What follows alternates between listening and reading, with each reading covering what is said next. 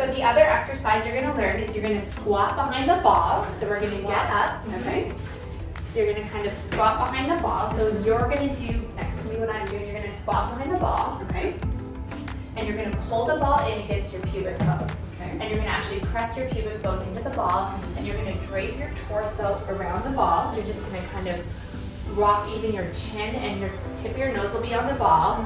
And then you're gonna roll forward, and your chin will stay on the ball, and your hands will come out. You're gonna cushion from under the shoulder blades, Okay. and your feet come up, and then you rock back to the same position.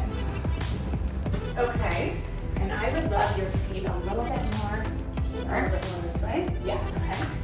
And then, yeah, just bring the ball in. Oh yeah, that's so different. Do you see how just Yes. the change of the foot position, Yeah. it really opens up your hips? This is one you can actually do every day. Normally pelvic floor work, especially at first, you do 3 to 4 times a week.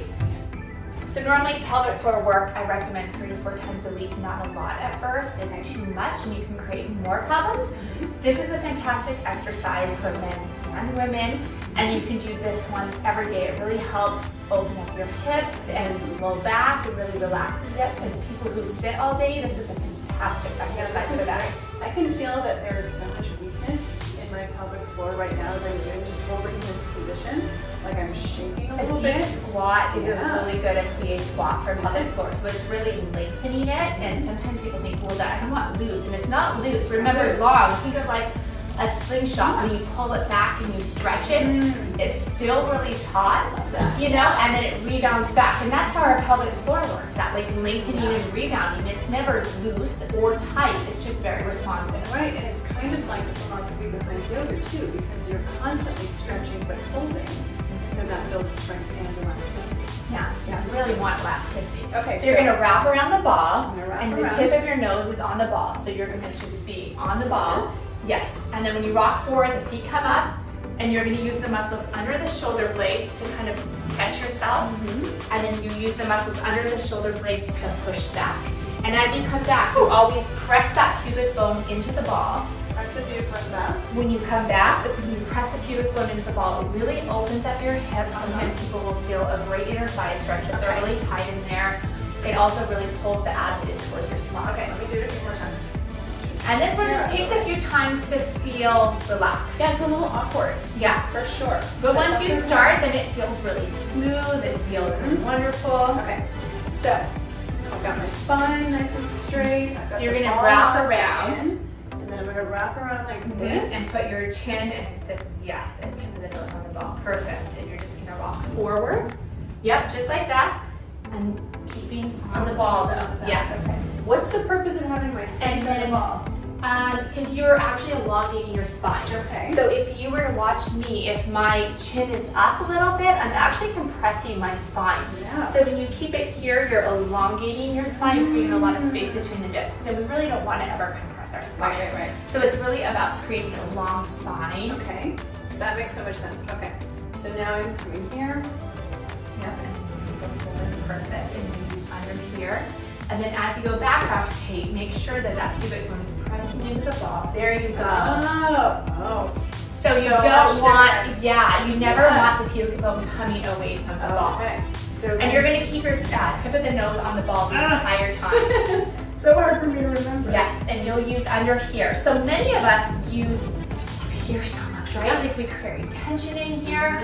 Just like when we tense up, we'll inadvertently tense up our pelvic floor. Like actually women, when we watch scary movies, we don't even realize it, but we're tensing up our pelvic floor. Yeah.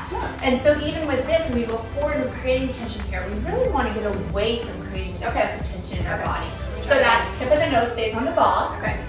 My feet are out like mat width apart. Yeah, you'll find for people at home, I really want to encourage them to kind of shimmy their feet in and out and find that spot where you really feel like your hips are open up and you get a great stretch in there. It's a little you really different. feel like the ball all along your pelvic area and Yeah. your thighs. Yeah, so it's really lengthened, and as you go forward, the pelvic floor actually lifts gently inside of you. Remember we talked about it's like a little elevator and can go up and down. So as you come back, the pelvic floor really lengthens, and as you go forward, it kind of gently lifts up inside of you. Oh my god, this is so amazing. Okay, I'm gonna do it again. I like to practice keeping my nose down. Yes.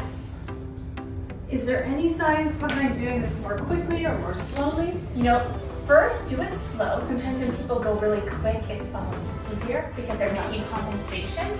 And I want people to be really, really mindful. So speed is actually a progression with the exercises I do. And eventually you can do some quicker, some slower, but at first I want people to be really mindful.